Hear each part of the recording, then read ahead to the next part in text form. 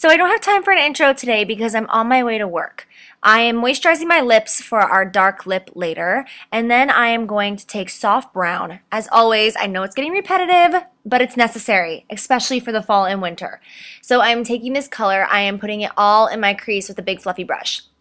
A fluffy brush is absolutely mandatory for this look. You need one. If you don't want to buy a MAC one, you can get from Sigma. I bet you can get this exact same one from Sigma for like $10. And it's necessary and it will change your life. So with that soft brown, I'm going from inner corner to outer corner, up to my brow, in by my eye socket, everywhere. I want this to be very, very blown out and smoky. I'm going to take texture. This is a warmish brown. It's kind of like a caramel color and it's got a little bit of sparkle in it, but it's not, like it looks matte. Like see how it looks matte? Yes, it looks matte, but yet still has shimmer in it. So I'm going to take this on a flat shader brush. I'm going to put it all over the lid and then I'm going to dust it in my crease like you see me doing. But then you'll notice that I'm going to kind of turn my brush to the side and it's going to help shade that area even more. See how I'm turning it to the side now? Because that's going to bring it up a little bit in my crease. So you just want to keep packing that on so that that color that's basically matte keeps getting more pigmented because I don't want it to be washed out.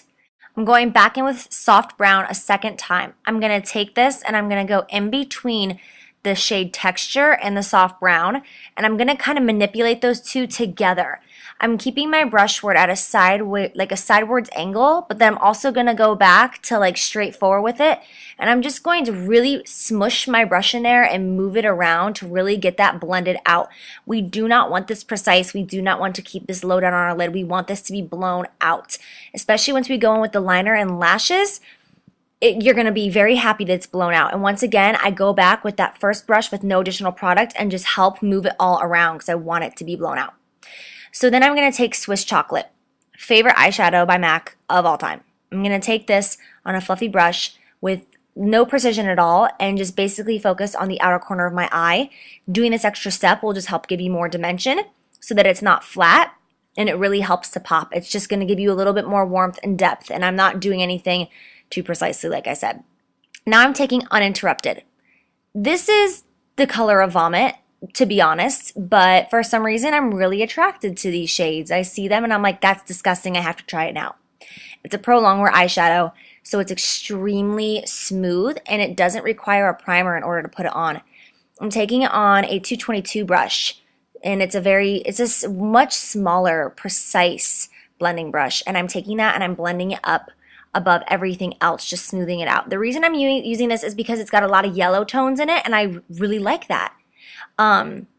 This is not necessary at all. See how blown out that is when I look in the camera? Because when I'm looking down, you can't really tell that much, but when I look up, you can really see how blown out this is.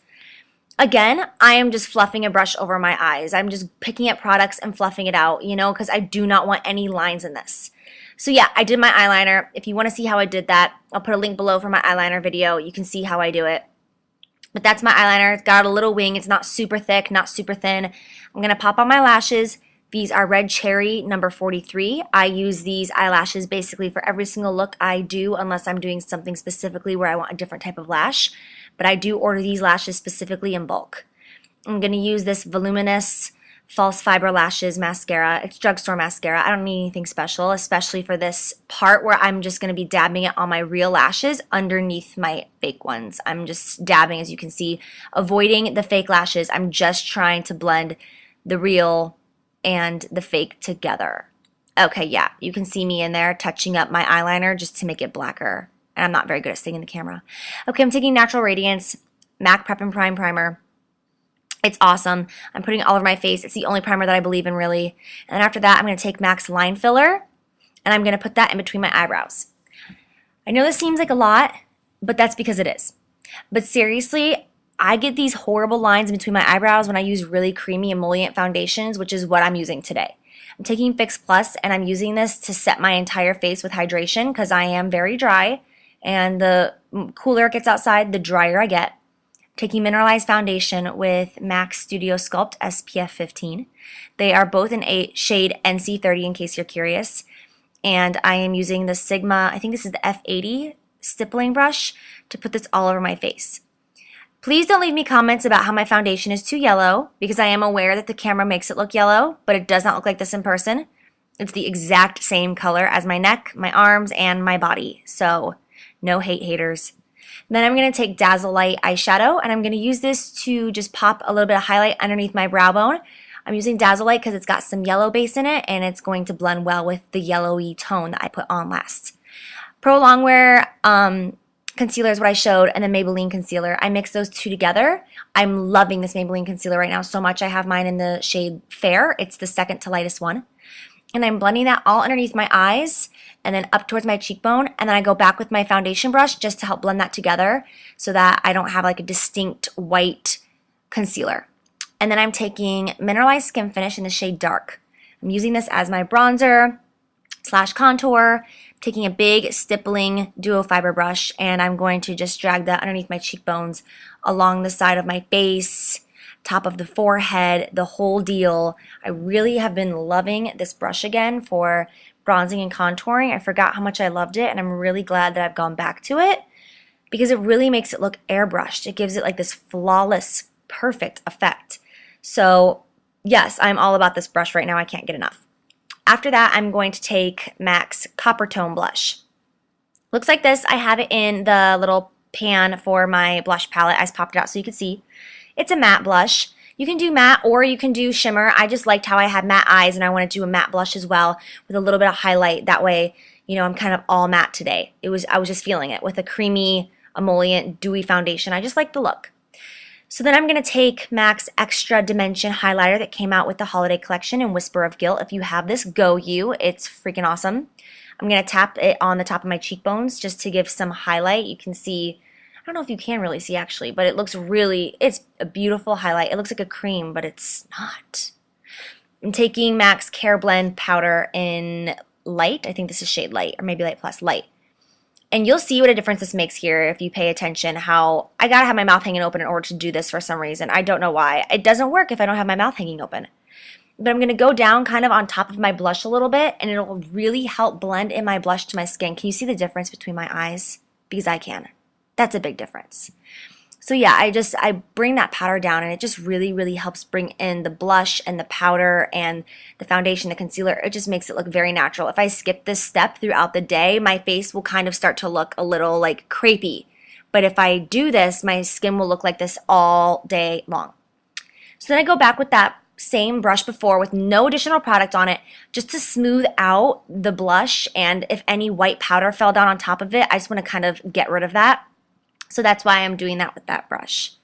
Then I'm going to take Soft Brown and Texture, and I'm just going to go back and forth, packing this on my eye. And I don't really look at myself when I do this because I can just feel it. And for this look especially, you don't have to be precise. You just want to get it on under there and blend it out, buff it out all over the bottom lash line. And then I'm going to take MAC's Swiss Chocolate, the same one that I used in the crease upstairs on the eye. And I'm going to get that as tight as my lash line as possible, and just run it back and forth. I'm taking it all the way into the inner corner. I know a lot of people are like, should I just do this in the outer portion? Should I bring it in all the way? I never know. I bring this bad boy in all the way. I want that under eye to make a statement. And then I take just a clear, clean brush, preferably white hair, and just blend it out so that there's no lines under the eye. I'm taking any mascara you have and just doing the bottom lashes. I really like doing this for this look because it really opens up the eyes, and that's what I want this look to be about. I want it to be a nice blown out brown smoky eye, but yet still look fresh and wide-eyed and have a big pop of color on the lips and not too shimmery, not too matte. You feel me. So I went in with MAC's Lip Primer, which I really have become obsessed with because it's necessary for these dark lips. Night Moth Lip Liner is what I'm using. As you can see, it's super dark. It's super gorgeous. But yeah, you guys, if you have issues with your lip liner moving or your lipstick moving, I really suggest the MAC Lip Primer. I was never a big believer in it, but I am now. It's awesome. It will keep your lipstick in place for a very long time without bleeding or moving around. So then after I have my lips lined, I'm using Revlon's Black Cherry Lipstick. Thank you, Heidi Cupcake, for the reference. Love you. I'm going to pack this on. I'm going to be totally honest with you guys right now. I only did this part for the video. I took it off immediately after, and I went to work, and then I reapplied it. I was running pretty late at this point, rushing. That's why my lipstick is not looking so hot. I was just trying to get it over with so that I could show you guys, and then wipe it off and jump in the car and go to work and reapply it. So bear with me. I am taking this NARS eyeliner. I don't know the name of it. I'm going to have it listed down below, but it is amazing because it's this cream color and it helps open up your eyes and give you this fresh, like glowing, wide-eyed look with any shadow. And it really complements this dark lip and these smoky eyes and highlighted skin. So yes, this is the finished look, and I hope you guys enjoy and have a wonderful fall and winter. Bye, girls and guys.